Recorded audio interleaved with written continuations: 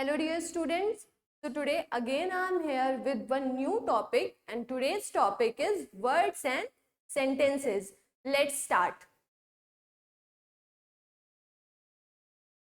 So these are the words and these are the sentences. We have created the sentence using these words. Let's start. Our first word is cat. I have a cat. Second, bat. He is playing with bat.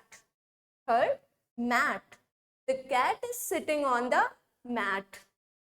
Next, run. I run every morning. Fifth, happy. She is happy today. Next, school. We go to school by bus. Next, flower. The flower is beautiful. Next, tree. The tree is tall. Next, bird. The bird is flying. Next, family. I love my family. So that's all for today children.